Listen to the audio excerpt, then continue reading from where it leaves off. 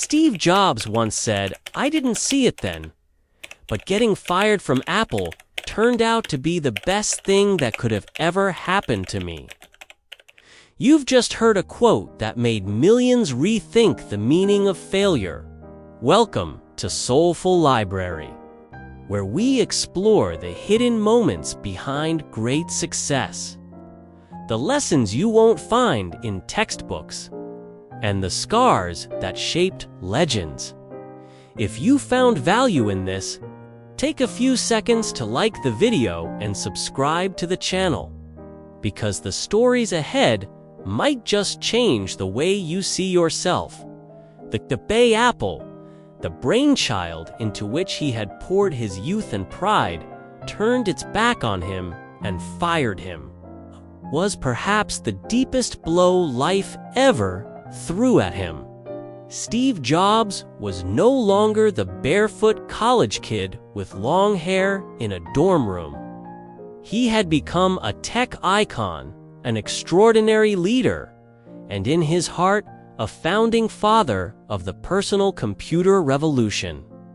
Yet, after just a few meetings, a few votes, and the cold stare of a boardroom, he was kicked out of the very company he had built. He didn't cry, he didn't slam the table, but inside, a war was breaking apart. Sometimes life hits you in the head with a brick. Don't lose faith, he would later say, as if returning to that very moment. Ironically, the man who once redefined the tech world was now being defined by it with two words: a failure. Back then, the media swarmed around him like he was a fading star. But strangely, he didn't fade. He quietly disappeared, and unbelievably, while the world watched with smug smiles, he started again from zero. He was just over 30. No company. No title. Only one thing left that no one could take from him: the mindset of someone who never lived by the rules. Some say Jobs wasn't a tech genius. He wasn't even a great programmer. But what he excelled at was feeling when a product, a design detail, a user experience wasn't yet pure. And he was willing to scrap everything for a misaligned pixel, a click sound that was off-key, or a lifeless button. And when he was thrown out of Apple, he didn't lose that instinct. On the contrary, the slap sharpened it like a blade. Honed through adversity, people still recall images of him wandering alone in New Balance shoes. Stopping at small bookstores, reading Japanese design books, or quietly sipping tea in nameless cafes. No one realized he was building a new company, not to get revenge on Apple, but to answer one question for himself. If you had to start all over again, what would you do? He named it Next. Not because it was just the next step, but because it represented the next level of thinking beyond all the outdated constraints he had once imposed on himself at Apple. Next didn't sell many machines, but its operating system would later become the foundation Apple used to rebuild Mac OS. Ironic, isn't it? The stepchild company became the savior of the mother that once rejected him, like Japanese bamboo that takes 5 years to grow roots underground before shooting up 30 meters in just a few months. Failure gave him something success couldn't: the chance to grow deeper roots. Creative psychology researchers have debated whether the greatest individuals must go through an ego thaw to be reborn. In Jobs' case, the answer might be he wasn't reborn, he rebuilt himself from the ashes. And don't forget, while Next was evolving quietly. Another dream was being nurtured by the same boldness that no investor dared to bet on at the time, Pixar, while the world thought of him as just a failed CEO. He was calmly using that very failure as bricks to rebuild his castle of belief. NXT was a wound, but Pixar was a complete reconstruction of his soul. People often forget that while the entire tech world looked at him with doubt, Steve Jobs turned to a field he had never ventured into before: animation. And yes, he didn't know how to make movies, but he understood feeling, and he believed in the magic that could touch the human heart if the story was powerful enough, if the characters were real enough. That's why he didn't just buy a film studio. He invested in a group of eccentric computer artists led by John Lasseter. Back then, Pixar had little more than a few computers, some rudimentary animations, and a nearly supernatural belief that storytelling could change the world. Steve didn't edit scripts. He didn't draw characters.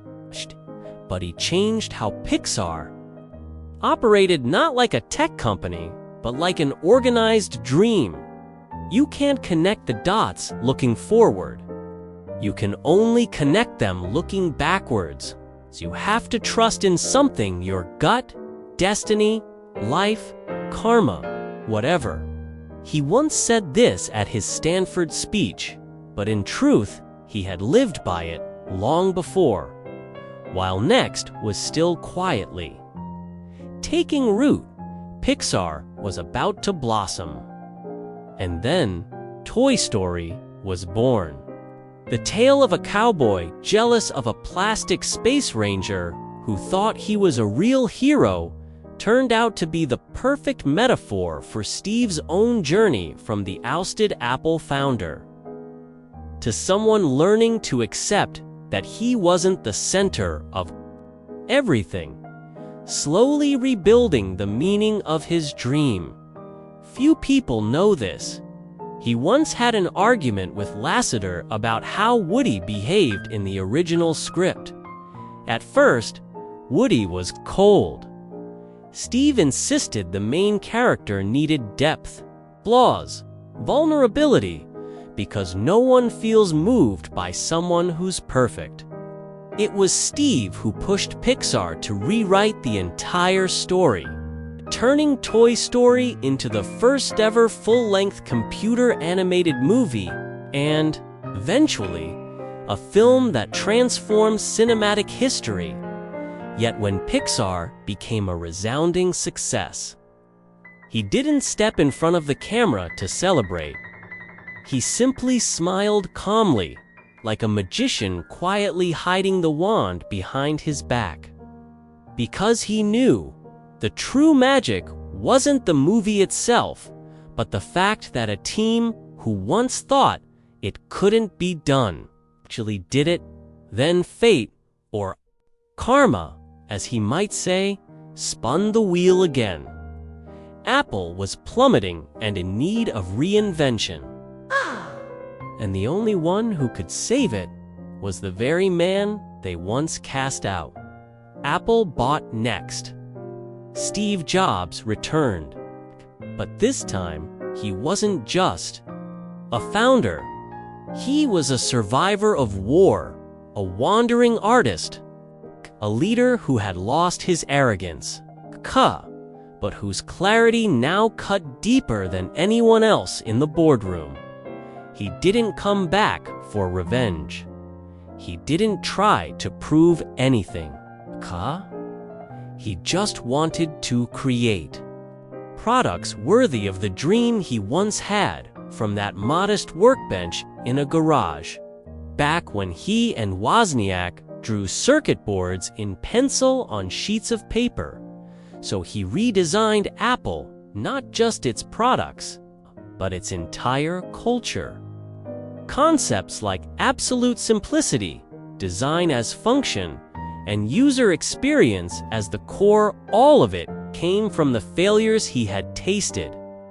The lessons learned from Pixar, the Zen philosophy he picked up in Japan, and even the personal losses he rarely spoke of. Business scholars have long debated, can the Jobs mindset be taught? Was Apple successful because of Steve, or was Steve lucky because of the times? But they forget this. He didn't learn that mindset from books or business school. He learned it by rising from his deepest wounds. No textbook teaches you how to recover from the biggest fall of your life. No MBA simulates being kicked out of your own company. But that is what made Steve Jobs different, not because he never failed, but because he never let failure decide who he was. In a world that measures success by how fast you climb, he chose to learn while falling. When he returned to Apple, no one truly imagined what he was about to do. People called it a strange reunion, but in reality, it was a revolutionary rebirth. He didn't come back to fix the past, came back to redefine the future. Being the richest man in the cemetery doesn't matter to me. Going to bed at night saying we've done something wonderful, that's what matters to me. He once said, and indeed, after his return, he made every night a promise to beauty, simplicity, and profound transformation.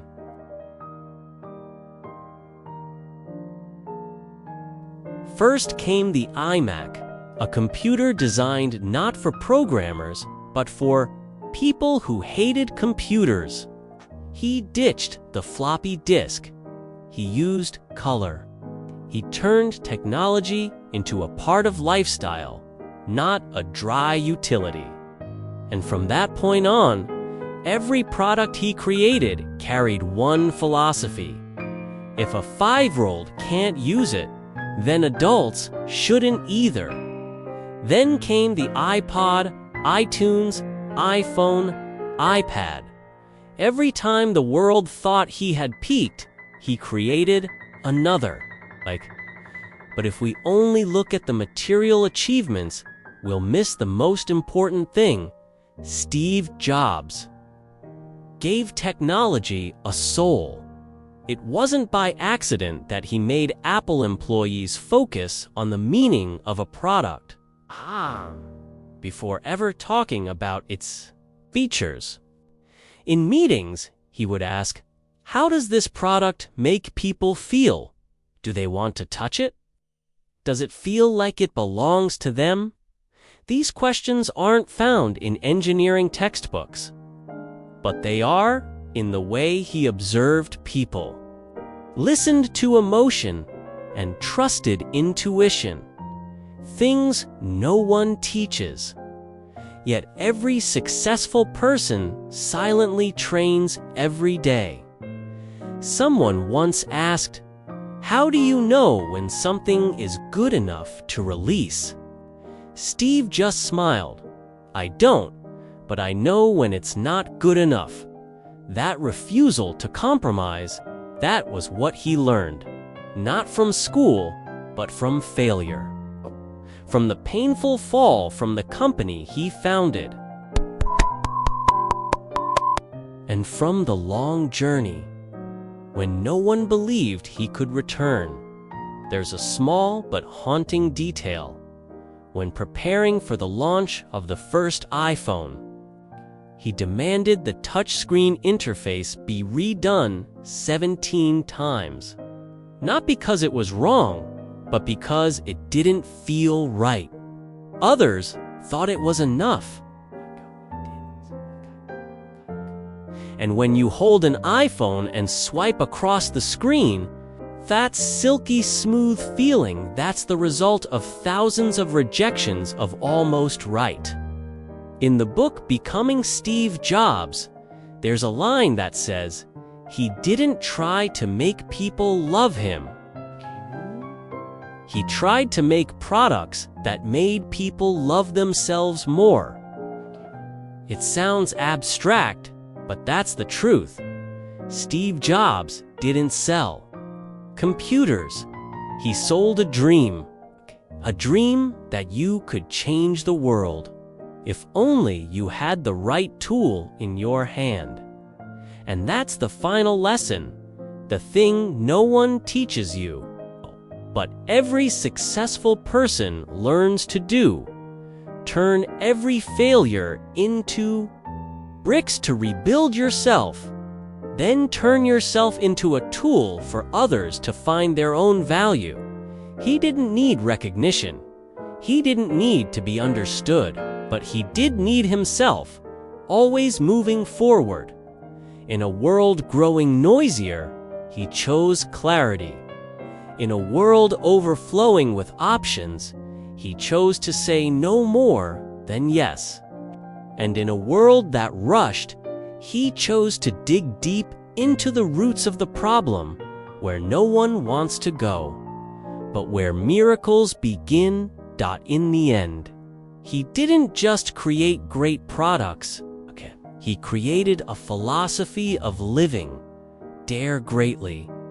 Fail deeply. Listen clearly.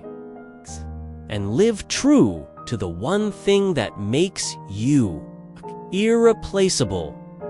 He was never taught how to start over after a brutal failure.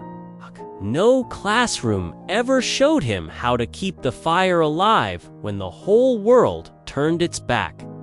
But it was in those very moments that he chose not to give up. He chose to turn inward, to rediscover the reason he began, and to begin again, as if he had never fallen. Success doesn't come from perfect steps. It comes from standing up one more time, even when there's no one left to cheer you on. And perhaps the greatest lesson from Steve Jobs isn't how many great products he created, but that he never let failure define who he was. Remember this: the successful don't wait for someone to hand them a path. They build it themselves with bricks. Salvaged from the ruins, you can do it too. And who knows, maybe today is your turning point.